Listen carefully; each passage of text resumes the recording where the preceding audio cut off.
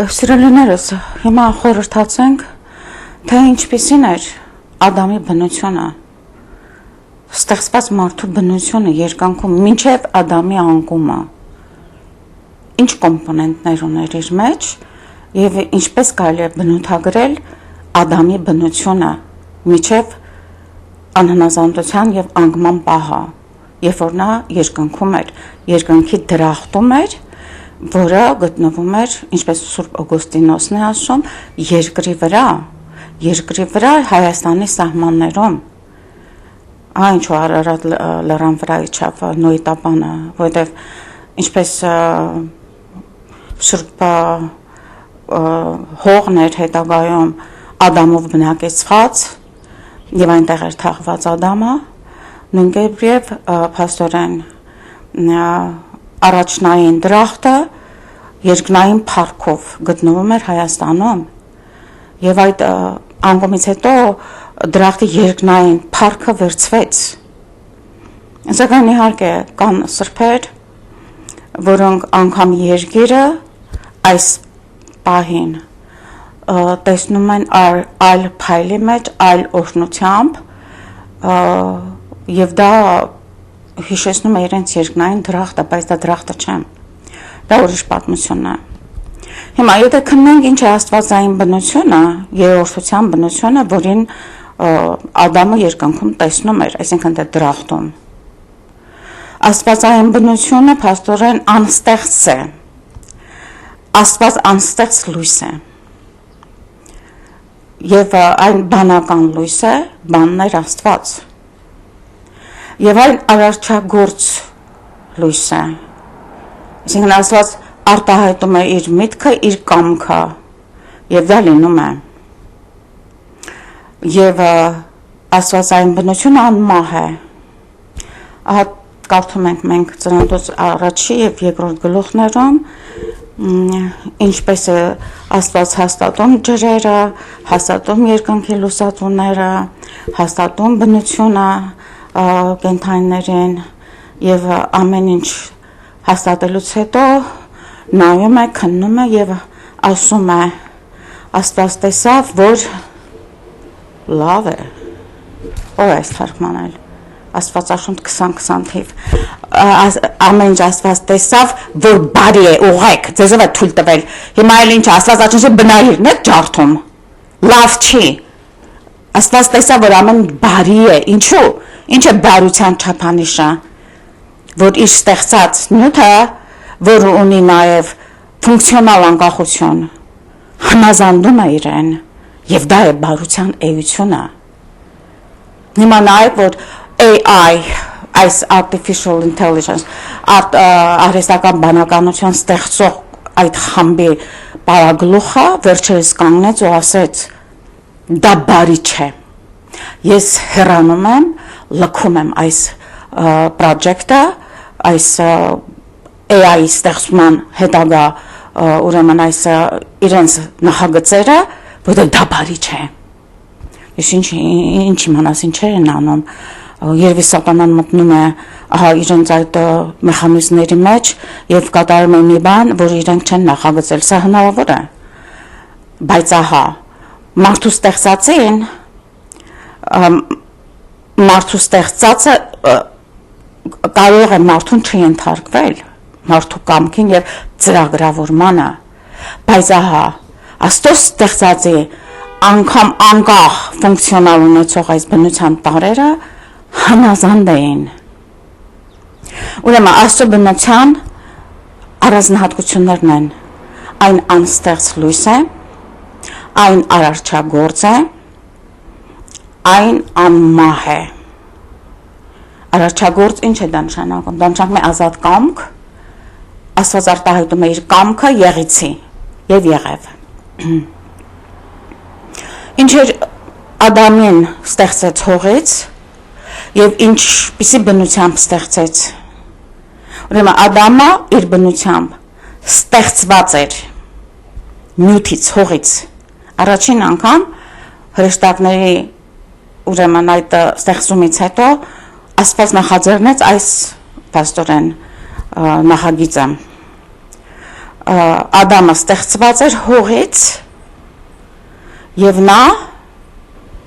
անմահ էր պայմանով ուրեմն պայմանով որ նա կհնազանդի Աստծո կամքին բայց Ադամը ստեղծված էր ազատ կամքով նա կարող էր հնազանդել Աստծո կամքին եւ կարող էր չհնազանդել Աստծո կամքին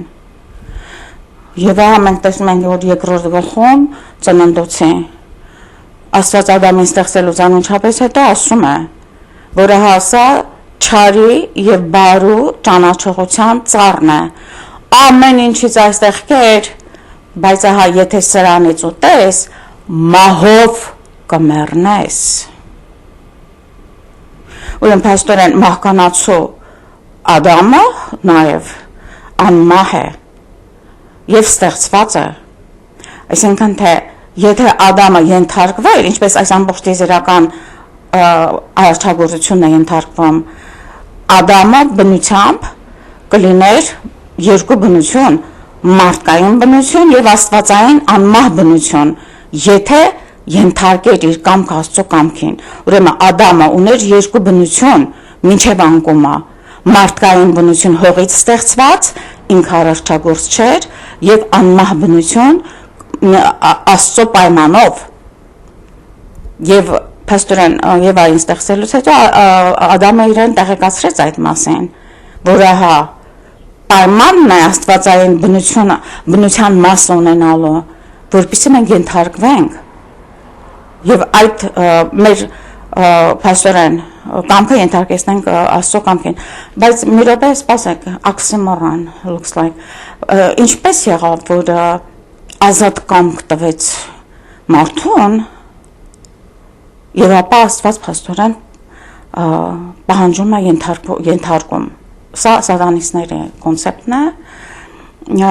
նորից որովհետեւ Աստված ինքը արարչի հատկություն չէր Աստված տրվեց նրան արարչի հատկություն եթե նա դառնում է արարչի մասը եւ դա հնարավոր էր երբ որ Ադամը ընդուներ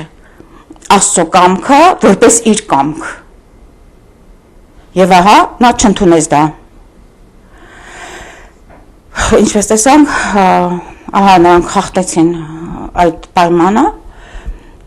եւ կավի էությունը արդեն մարդու մահկանացու կավի էությունը բացահայտվեց զուտ որպես մարդկային բնություն աստվածային բնություն նրանից հեռացավ եւ նա հայտնվեց ահա Աստծո շնորհքը օրհնությունը կորցրած այդ այսօրվա պատկերով երկրի վրա եւ դա հեշտ չէր ուրեմն Ադամը միջև իր անկումը ուներ երկու բնություն մարդկային բնություն մահկանացու եւ աստվածային բնություն անմահ պայմանով որ նա պետք է իր կամքը հնազանդեցներ Աստծո կամքին եւ այ ինչպես տեսնում ենք աշխարհի վերջում Քրիստոս մարդացավ եւ Քրիստոս նույնպես ուներ երկու բնություն Ադամի ընկած բնությունը մահկանացու պայմանով նորից պայմանով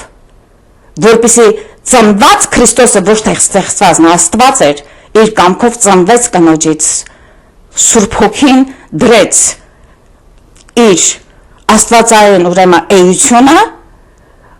մարդու կերպով մարդկային բնությամբ կնոջ արգանդի մեջ եւ այդ բնությունը միայն մարդկային կաշխատեր եթե Քրիստոսը իր կամքը հնազանդեցներ ընդունելու մարդկային մեղքերը եւ նա դա արեց մյուս կողմից նրա աստվածային բնությունը անմահ էր մշտապես հոր երրորդության հետ եւ ահա այնտեղ կատարվում էր այս ներդաշնակությունը մանավանդ Գեթսեմանեում երես Քրիստոս տիեզերական այս թանձր խավարը մեղքերի էր նրա վրա եւ նա զգում էր, որ իր աստվածային գիտակցությունը խամրում է, խավարում է եւ նա արյուն էր քրտնում մարդկային մեղքի սարսափը տեսնելով եւ հրեշտակը եկավ ու մխիթարում էր նրան, որովհետեւ այդ դաշինքը երրորդության մեջ արդեն կատարվել էր, որ Քրիստոս պետք է մեր մեղքերի պատասխանը տար եւ նրան բարձրացրին խաչ իր կամքով ինքը ընդունեց մարդկային բնությունը իր կամքով եւ այն պահին երբ որ նա իր հոգին ավանդեց աստվածային բնությունը լքեց նրան եւ կատարվեց խավարումը ինչու որտեւ երբ որ աստվածային բնությունը դուրս եկավ նրա միջից դա այնպիսի մի հզոր փառք էր ու լույս էր որ տիեզերքը կուրացավ դրանից եւ հասկացվեց մարդկության պատմության մեջ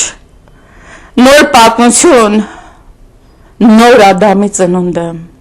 այն ինչու Քրիստոսին մենք կոչում ենք նոր Ադամ եւ լինելով նրա մասը նույն այդ խոնարհության ուխտի տակ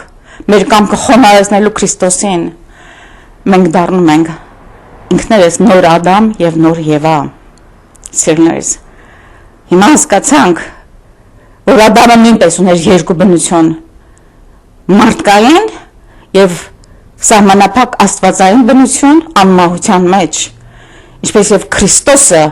իր կամքով ընդունեց մարդկային բնությունը մահկանացով իր կամքով ընդունեց մեղքը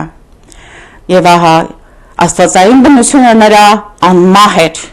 եւ անվնաս էր նույն աստվածային բնությունը նրա մեռած մարմնին հարություն տվեց եւ այդ մեզ համար դա կոչվում է շնորհք